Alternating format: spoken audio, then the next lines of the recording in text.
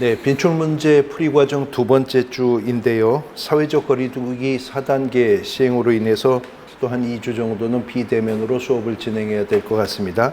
지난주에 빈출문제 풀이과정 첫 주에서 테마 정리 시작을 했었죠. 먼저 기간에 관한 부분들 정리하고 있었었는데 지난주에는 시간과 일에 대한 기간들을 정리를 하셨습니다. 아마 자료 다운로드 받으셨을 텐데 오늘은 월 단위의 기간에 관해서 묶음별로 정리를 해 보도록 할 겁니다. 먼저 1월 1개월입니다. 공인중개사 법령과 중개실무편의 1개월인데요. 1번 지문, 공인중개사 시험은 시험 합격자 공고일로부터 1월 이내에 공인중개사 자격증을 교부해야 된다. 공인중개사 자격증 교부가 1개월이고요. 우리 공인중개사 법령에 1개월 이내 주는 것이 또 하나 있다고 그랬죠. 잠시 후 보시게 될 건데 포상금 지급도 1개월 이내 지급입니다. 그 다음 3번 지문, 주택임대차보호법상 임차인이 사망한 후 1개월 이내에 임대인에게 승계 대상자가 반대 의사를 표시한 경우에는 임차권은 승계되지 않는다. 주택임대차보호법상 임차권은 승계 대상자가 반드시 승계해야 되는 것이 아니고 임차인이 사망한 후 1개월 이내에 승계 대상자가 임대인에게 반대 의사를 표시하면 선택에 의해서 승계받지 않을 수 있는 규정이 있는 거죠. 그 다음 4번 지문, 토지거래 허가관청의 처분에 대한 이의신청은 처분을 받은 날로부터 1개월 이내에 허가권자인 시장군수구청장에게 허가 또는 불허가 처분에 대해서 이의신청을 할 수가 있는 것이고요. 5번 지문, 만약에 불허가 처분을 받았을 때 매수 청구할 수 있죠. 매수 청구도 불허가 처분의 통지를 받은 날로부터 1개월 이내에 매수 청구를 합니다. 그러면 허가권자인 시장군수구청장은 매수할 자를 지정해서 공시지가 기준으로 그 토지를 매수토록 하고 있었던 거죠. 6번 질문입니다. 시장군수구청장은 선매 대상 토지에 대해서 토지거래계약 허가 신청이 있는 경우에는 그 신청이 있는 날로부터 역시 1개월이죠. 1개월 이내에 선매자를 지정하여 토지 소유자에게 알려야 하며 선매자는 지정 통지를 받은 날로부터 1개월 이내에 그 토지 소유자와 선매 협의를 끝내도록 하고 있습니다. 선매는 공익사업용 토지를 확보하기 위해서 선매가 이루어지는 경우가 있었고요. 토지거래 허가를 받은 자가 허가받은 목적대로 이용하지 않던 토지를 다시 거래하고자 허가 신청을 하면 선매 대상이 될 수가 있는 것이었습니다. 7번, 선매자로 지정된 자는 그 지정 통지를 받은 날로부터 15일 이내에 매수 가격 등 선매 조건을 기재한 서면을 토지 소유자에게 통지하여 선매 협의를 해야 하며 지정 통지를 받은 날로부터 1개월입니다. 1개월 이내에 선매 협의 조서를 시장군수구청장에게 제출하도록 하고 있습니다. 8번 질문, 신고관청은 외국인 등이 부동산 등의 취득을 신고한 내용 및 허가 내용을 매 분기 종료일로부터 1개월입니다. 매 분기 종료일로부터 1개월 이내에 시도지사에게 제출해야 된다. 다만 특별자치시장은 직접 국토교통부 장관에게 제출해야 한다. 신고 및 허가 내용을 제출받은 시도지사 또는 특별자치도지사는 통보받은 날로부터 1개월 이내에 국토교통부 장관에게 제출하도록 하고 있습니다. 우리 과목에서 1개월 기간을 규정하고 있는 지문들을 살펴봤습니다. 이제 2개월로 넘어가는데요. 2개월의 1번 지문, 법인의 임원이나 개업공인중개사의 고용인 중 결격에 해당하는 자가 있다면 개업공인중개사는 2개월 이내에 그 문제 해소하도록 하고 있었었죠. 그 다음 연수교육 통지인데요. 연수교육 대상자에게 2년이 되기 2개월 전까지 교육 일시 장소 내용을 통지하도록 하고 있었고요. 3번 지문, 부동산 거래 신고 등에 관한 법률상 신고 포상금인데 포상금 지급 신청서가 접수된 날로부터 2개월 이내에 지급한다. 그래서 공인중개사법상의 포상금은 포상금 지급 결정일로부터 1개월 이내에 지급이지만 부거법상의 포상금은 지급 신청서가 접수된 날로부터 2개월 이내에 지급한다. 두 가지 지문 또 비교해 두실 필요가 있겠습니다. 이제 3개월로 넘어가는데요. 3개월의 1번 지문. 전속중개계약의 유효기간 3개월을 원칙으로 하죠. 물론 개업공인중개사와 의뢰인 간의 협의로 달리 정할 수 있는 것이고요. 2번 거래정보사업자는 지정을 받은 날로부터 3개월 이내에 운영규정을 제정해서 국토부 장관의 승인을 얻도록 합니다. 그리고 승인받은 운영규정대로 정보망을 운영할 수 있는데 운영규정을 변경하고자 한다면 이 또한 변경 승인 얻도록 하고 있습니다. 3번 지문 휴업신고인데 3개월을 초과하여 휴업하고자 할 때 미리 휴업신고해야 됐었죠. 휴업신고할 때는 신고서에 등록증 원본이 첨부되어 있어야 하는 것이고요. 그 다음 4번 지문 주임법 상임법상 묵시적 갱신이 발생하면 임차인은 언제든 임대인에게 계약을 해지 통고할 수 있고 통고를 받은 날로부터 3개월이 경과하면 효력 발생한다. 민법에서 묵시의 갱신이 발생했을 때 임차인이 계약 해지 통고하면 1개월이 경과하면 효력이 발생하는 데 비해서 주임법 상임법은 3개월 규정을 두고 있습니다. 5번 지문 협회는 공제사업 운용 실적을 매 회계년도 종료 후 3개월이죠. 3개월 이내에 협회부 또는 일간신문에 공시하고 협회 인터넷 홈페이지에 게시해야 된다. 이 운용실적 공시 의무를 위반하면 500만 원 이하의 과태료 처분이었었던 거죠. 이제 6개월로 넘어갑니다. 6개월의 1번 지문 묵시의 갱신이 발생하는 부분인데요. 상가 건물 임대차 보호법은 임차인의 권리금 보호 규정에 관한 부분 먼저 나오고 있네요. 임대인은 임대차 기간이 끝나기 6개월 전부터 임대차 종료 시까지 임차인이 권리금 지급받는 것을 방해해서는 안 된다는 규정 6개월 전부터 임대차 계약 종료 시까지이고요. 2번 업무 정지와 자격 정지 공인중개사법상 두 가지 정지 처분은 다 6개월을 초과할 수 없도록 하고 있습니다. 그 다음 3번 3개월을 초과해서 휴업하고자 한다면 미리 휴업 신고했어야 했죠. 그러나 신고했다 하더라도 휴업 기간은 부득이한 사유가 없는 한 6개월을 초과할 수 없다. 부득이한 사유가 있다면 6개월을 초과할 수가 있겠죠. 그 부득이한 사유는 공인중개사법 시행령에 따르면 질병으로 인한 요양, 증집으로 인한 입영, 취학 등과 같은 사유가 거명되고 있었습니다.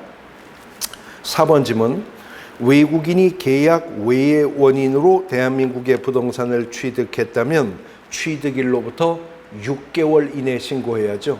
국적 변경이 있었음에도 처분하지 않고 계속 보유할 거면 변경일로부터 또 6개월 이내에 그 계속 보유 사실을 신고해야 됩니다. 이 두 가지 의무 위반은 둘 다 100만 원 이하의 과태료 처분 사유였었던 것이고요.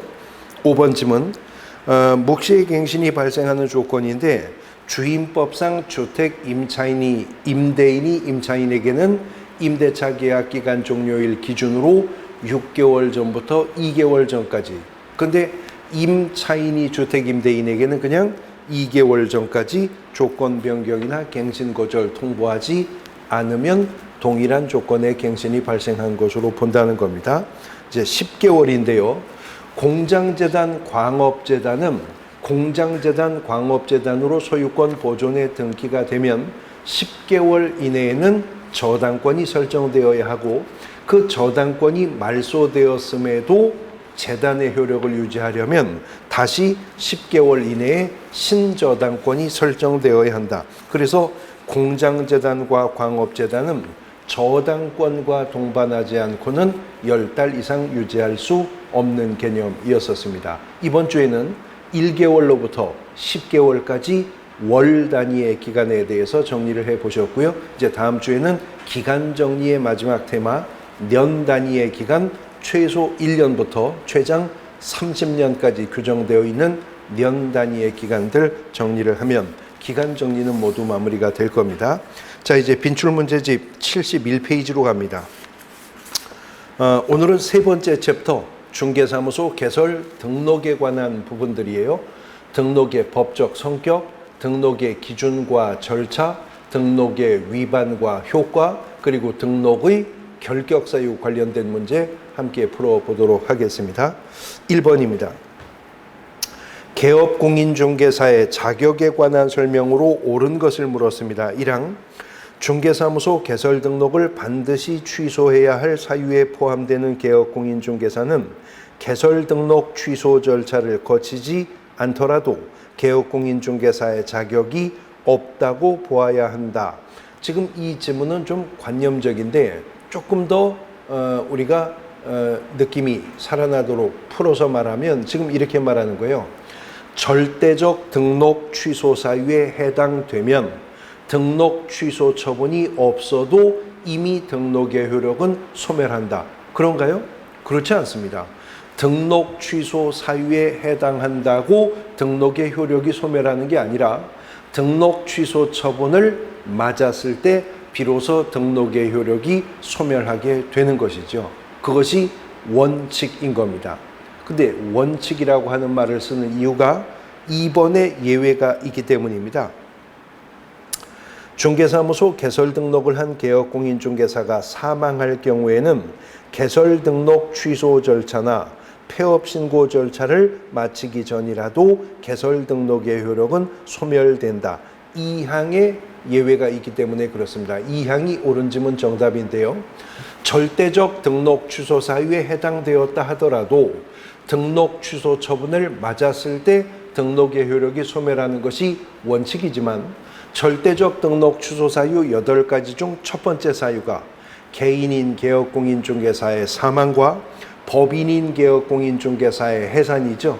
그 사건은 그 사건 발생하는 그 즉시 등록의 효력이 소멸하게 되는 것입니다. 2항 옳은 지문 정답입니다. 3항 개업공인중개사의 중개사무소 등록증을 타인에게 양도할 경우 개설 등록이 취소되나 양도받은 자는 개설 등록이 취소되기 전까지는 개업공인중개사의 자격을 갖는다? 그렇지 않죠. 등록은 일신전속적인 것이기 때문에 양도되어 상속이 불가능합니다.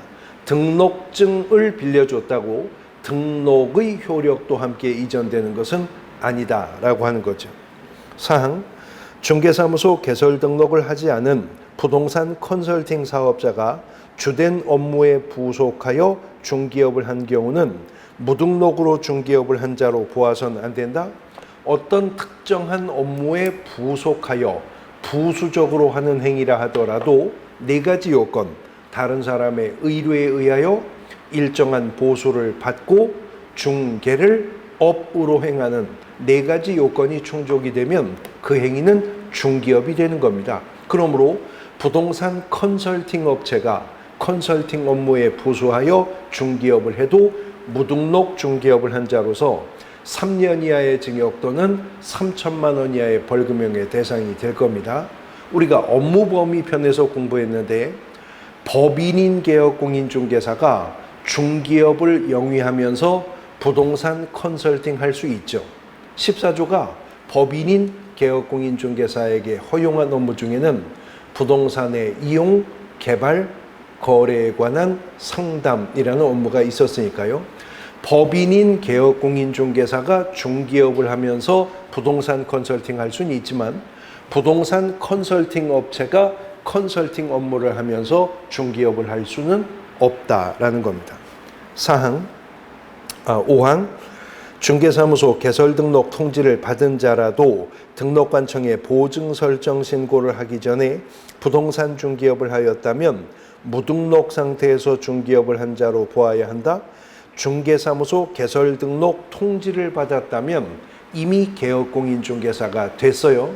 그러므로 등록을 하지 않고 중개업을 한 자가 아닌 겁니다. 등록이 통지가 되었기 때문에 등록 통지 받자마자 바로 업무 개시해도 무등록 중개업을 한 자로 처벌할 수는 없다는 거죠. 단 보증 설정 의무 위반으로 상대적 등록 취소 사유, 보증 설정하지 않았으면 등록증을 받을 수가 없었겠죠. 당연히 개시 의무 위반에 속할 수밖에 없습니다. 그건 100만 원 이하의 과태료 처분 사유. 인장 등록을 안 했다면 인장 등록 위반으로 업무 정지 처분 사유에 속하게 될 뿐이라는 거죠. 이 항이 옳은 지문 정답이 되겠습니다. 이어지는 2번 문제. 중개사무소 개설 등록 요건으로 옳은 것을 물었습니다. 1항 중개사무소 확보 계획을 수립할 것. 계획을 수립해서는 등록을 받을 수가 없죠. 실제로 사무소를 확보하였어야 되는데 그 확보한 사무소는 건축물 대장에 기재된 공간에 확보가 되었어야 하는 것이었었죠. 2항 상법상 회사 또는 협동조합 기본법상의 협동조합으로서 자본금이 5천만 원 이상이어야 한다. 그렇죠. 법인이 법인인 개업공인중개사가 되고자 할 때 확보할 등록의 기준 중 하나인데 괄호 안에 사회적 협동조합을 제외한다는 말까지 맞죠. 사회적 협동조합은 법인인 개업공인중개사가 될 수가 없으니까요. 2항이 옳은 지문 정답입니다. 3항 임원 또는 사원 전원이 연수교육이 아니라 일단 실무교육을 받았어야 하죠. 등록의 기준으로는. 그 다음에 4항 중개업과 감정평가업을 영위할 목적으로 설립된 법인일 것. 감정평가업은 공인중개사법 14조가 법인인 개업공인중개사에게 허용해 준 업무가 아닙니다. 그러므로 특정한 법인의 설립 목적에 감정평가업이 기재되어 있다면 그 법인은 등록을 받을 수가 없게 되는 거죠. 5항 대표자를 포함한 임사원의 3분의 1 이상이 공인중개사일 것. 임사원의 3분의 1 이상이 공인중개사일 것은 대표자인 공인중개사를 제외하고 그렇습니다. 당연히 대표자는 공인중개사이어야 하고 대표자를 제외한 임사원 중 3분의 1 이상이 공인중개사일 것을 요구하고 있는 거죠. 2항이 옳은 지문 정답입니다. 3번 문제. 법인이 중개사무소를 개설하려는 경우에 그 등록 기준의 내용으로 옳은 것을 모두 고른 것은 기억, 상법상 회사 또는 협동조합 기본법상의 협동조합으로서 자본금 5천만 원 이상인데 사회적 협동조합 제외한다. 방금 전 문제 지문에도 있었던 말입니다. 맞고요. 니은 대표자는 공인중개사이어야 하죠. 디귿 대표자를 포함한 임사원의 3분의 1 이상이 아니라 대표자인 공인중개사를 제외한 임사원의 3분의 1 이상이 공인중개사이어야 한다고 했어요. 그 다음 리을 실무교육은요. 대표자를 포함한 임사원 전원이 실무교육을 받았어야 하는 것이고요. 기억과 니은만 옳습니다. 2항이 정답이 되겠습니다. 이어지는 4번 문제. 중개사무소 개설 등록의 기준과 절차 등에 관한 설명으로 옳은 것은 1항 중개사무소 개설 등록을 하지 않고 중개업을 한 경우에 이에 따르는 거래계약의 효력은 유효하지만 중개보수 청구권은 인정되지 않는 거죠. 1항이 옳은 지문 정답입니다. 2항 가설 건축물 대장이 기재된 타인의 건물을 임차한 공인중개사는 등록을 신청할 수 있나요? 건축물 대장에 기재된 공간에 사무소를 확보하되 그 건축물 대장은 건축법상 가설 건축물 대장을 제외한다고 했었던 겁니다. 3항 등록을 신청하는 자는 등록 신청일 전 1년 이내에 등록관청이 실시하는 실무교육을 받아야 한다. 실무교육은 연수교육과 함께 예외도 없이 시도지사만 실시권자가 되죠. 등록관청은 직무교육을 실시할 수 있거나 부동산 거래사고 예방교육은 실시할 수가 있지만 등록관청이 실무교육을 실시할 수는 없습니다. 4항 중개사무소 개설 등록하지 아니하고 중개업을 한 자와 거짓 그 밖에 부정한 방법으로 중개사무소 개설 등록하여 중개업한 자에 대한 행정 형벌이 달라요. 둘 다 행정 형벌은 3년 이하의 징역 또는 3천만 원 이하의 벌금형의 대상이 되는 것이죠. 5항 소속 공인중개사로서 그에 대한 고용관계 종료 신고 후 1년이 경과되지 아니한 자는 중개사무소 개설 등록 신청할 수 없나요? 신청할 수 있을 뿐만 아니라 소속 공인중개사가 고용관계 종료 신고 후 1년 이내에 개설 등록 신청한다면 실무교육 다시 받지 않고 등록 신청도 가능한 것입니다. 1항이 옳은 지문 정답이 되겠습니다. 5번 문제입니다. 등록의 절차에 관한 설명으로 옳은 것은 1항 개인은 공인중개사만 중개사무소 개설 등록을 신청할 수 있으므로 등록 신청 시 등록관청에 공인중개사 자격증 사본을 제출할 의무가 있다? 그런 의무 없죠. 공인중개사법상 공인중개사 자격증 사본 제출은요, 거래정보사업자 지정 신청할 때 정보처리 기사 자격증 사본 1매 이상과 공인중개사 자격증 사본 1매 이상 제출하는 것 외에는 없습니다. 2항 등록 신청인이 외국인인 경우에는 해당 국가의 아포스티우 확인서 발급 권한이 있는 기관이 그 확인서를 발급한 서류를 제출함으로써 등록의 결격에 해당하지 않음을 입증할 수 있다. 2항이 옳은 지문 정답이죠. 외국인이 개설 등록 신청할 때 제출해야 될 구비서류가 바로 이 등록의 결격 사유에 해당하지 않음을 증명하는 서류였었던 겁니다. 3항 등록 신청은 중개사무소를 두고자 하는 지역을 관할하는 시장군수 구청장에게 하는데 그 시장이 자치구가 설치되지 아니한 시에 한한다. 이 말이 틀렸죠. 자치구든 비자치구든 구가 설치되어 있다면 시장은 등록관청이 될 수가 없습니다. 분구되어 있지 않은 시, 구가 없는 시에서만 시장이 등록관청이 될 수가 있는 것이었었죠. 4항 법인이 개설 등록을 하기 위해서는 항상 상법상 영업소 등기를 증명할 수 있는 서류를 첨부해야 된다.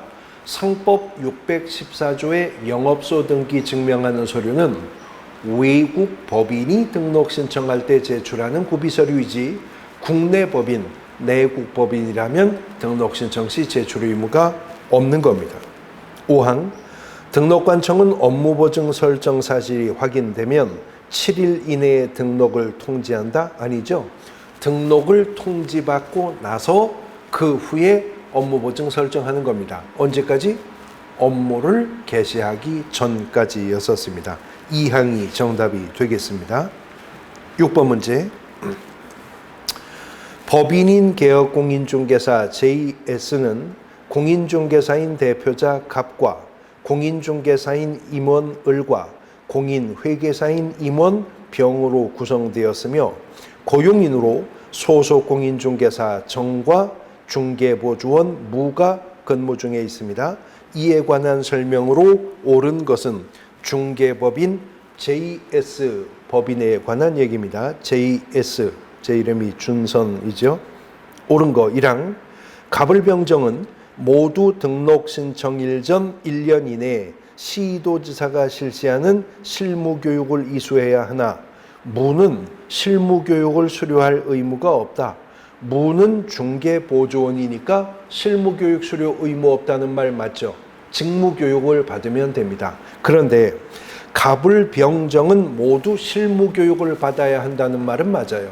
근데 임원인 갑을병은 등록 신청일 전 1년 이내에 실무교육을 받는 거지만 고용인인 소속 공인중개사 정은요.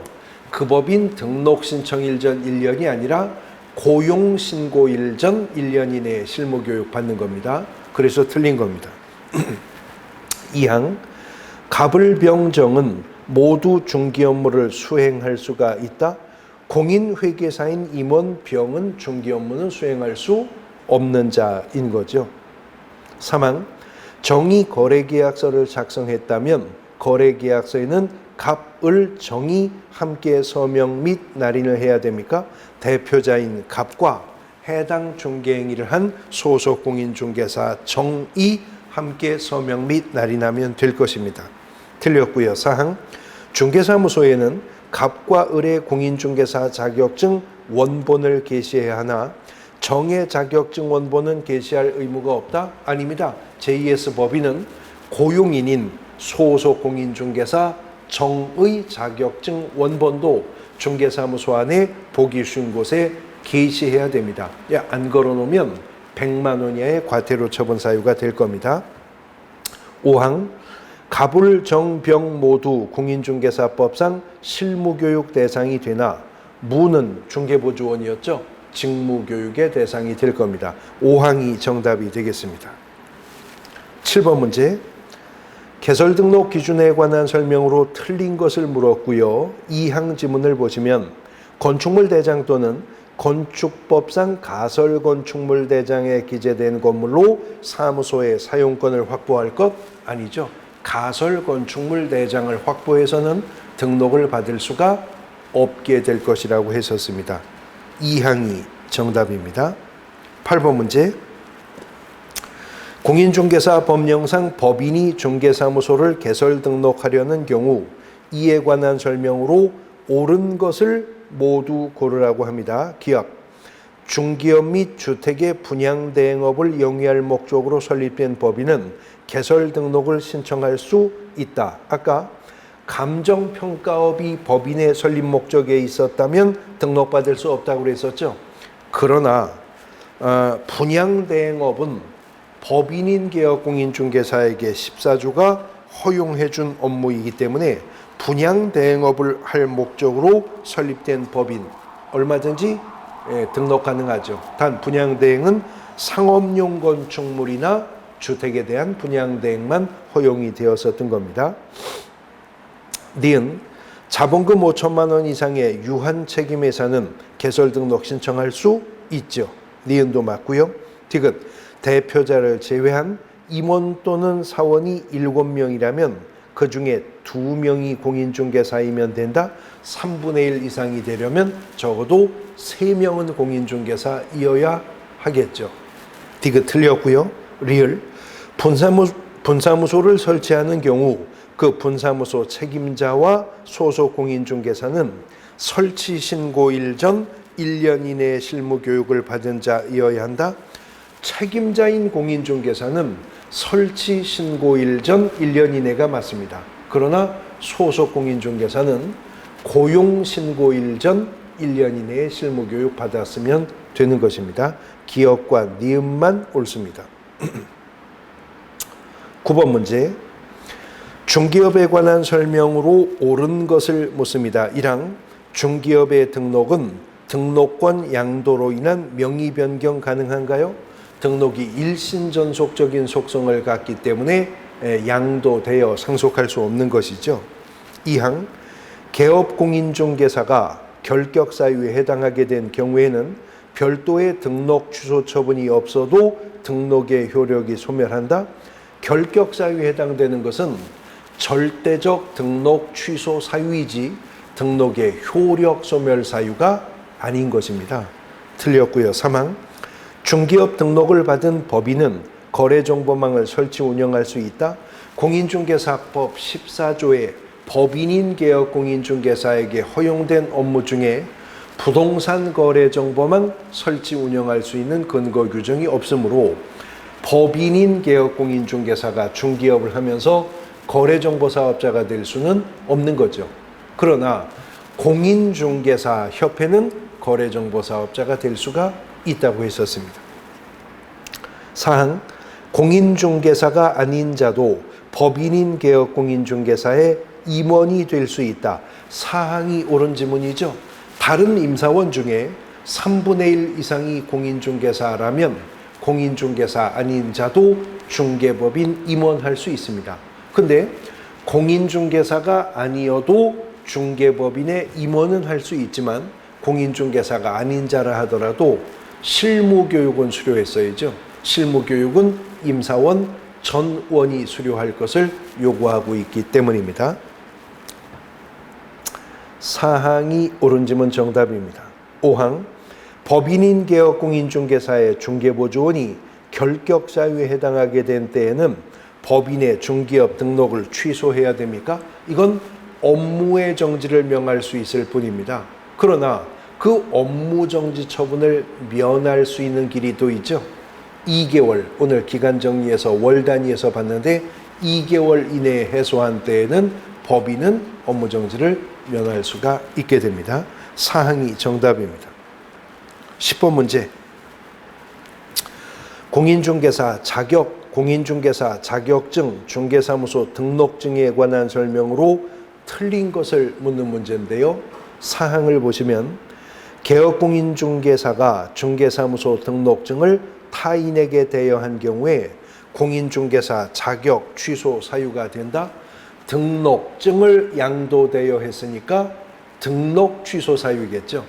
자격증을 양도대여했을 때 자격 취소 사유가 될 것이고요. 사항이 틀린 지문 정답입니다.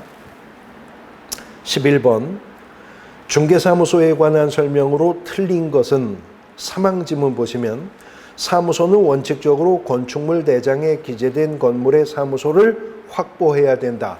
원문은 맞는데 괄호 안에 가설 건축물 대장 포함 이게 틀렸죠. 가설 건축물 대장은 제외하는 겁니다. 단 원칙적으로라고 말하고 있는 이유는 예외가 있기 때문이죠. 아직 건축물 대장이 기재되지 않은 상태라 하더라도 준공검사, 준공인가, 사용승인 또는 사용검사 등을 필요한 공간이라면 건축물 대장이 기재되지 않은 상태의 공간으로도 개설 등록할 수 있는 예외가 인정되기 때문에 그렇습니다. 12번 문제. 중개사무소 개설 등록에 관한 설명으로 옳은 것은 1항 개업공인중개사가 폐업 후 1년 이내에 중개사무소 개설 등록하고자 하는 경우에는 실무교육을 받지 않아도 된다고 했죠. 1항이 옳은 지문 정답입니다. 2항 중개사무소 개설 등록은 중개업 영위를 위한 적법 요건이므로 개설 등록 받지 아니하고 중개업을 영위한 자의 중개로 인해 성사된 거래 당사자 간의 법률행위의 효력도 부정됩니까? 아닙니다.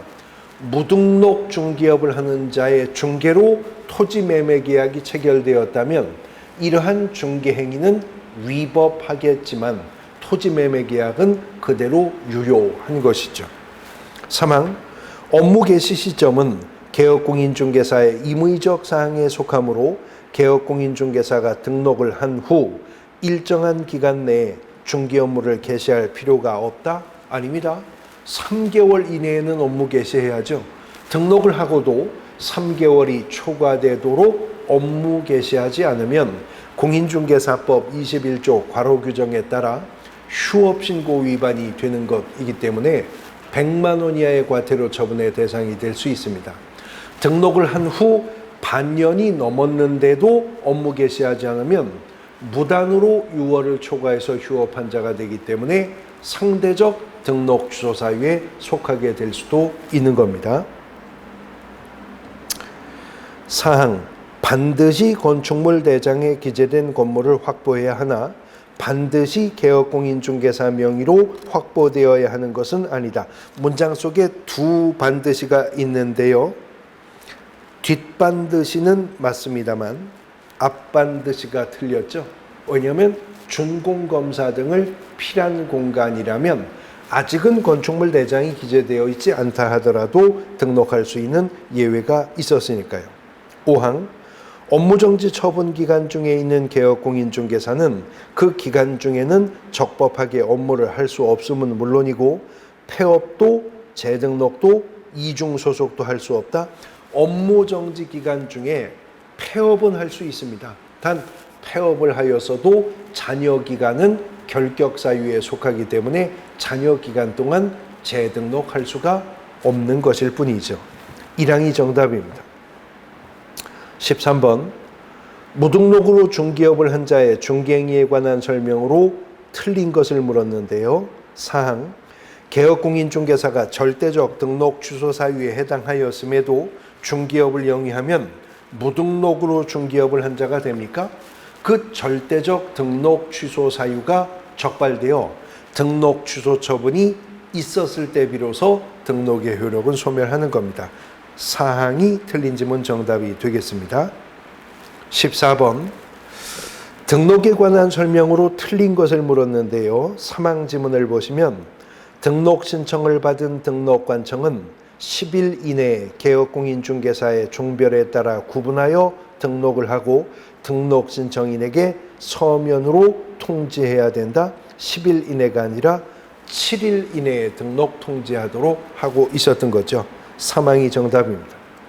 15번 무등록으로 중개업을 한 자에 해당하지 않는 자를 찾습니다. 1항 공인중개사가 공인중개사법에 따라 중개사무소 개설 등록하지 아니하고 중개업을 영위했다면 공인중개사 자격은 있지만 등록하지 않고 중개업을 했기 때문에 무등록 중개업을 한 자가 됩니다.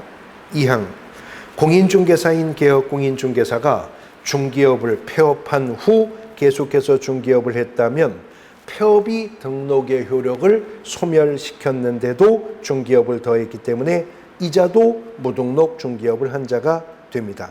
3항 공인중개사가 등록관청에 중개사무소 개설 등록 신청을 한 단계에서 중개업을 했다면 아직까지 등록을 신청했지 등록이 되지 않은 상태이기 때문에 무등록 중개업을 한 자가 되는 겁니다. 그 다음 4항 공인중개사법에 의해 중개사무소 개설 등록이 취소된 후 계속하여 중개업을 했다면 역시 등록 취소 처분으로 등록의 효력이 소멸했는데도 중개업을 더했기 때문에 무등록 중개업을 한 자가 되는 겁니다. 5항 등록관청으로부터 등록 통지를 받고 중개사무소 등록증을 교부받기 전에 중개업을 했다면 등록이 통지가 되어 이미 개업공인중개사가 되었기 때문에 지금은 무등록 중개업을 한 자로 볼 수가 없겠죠. 그래서 5항이 무등록 중개업을 한 자가 아닌 자가 되는 것입니다. 자, 등록의 기준과 절차에 대해서 공부하고 계십니다. 쉬었다가 이어가도록 하겠습니다.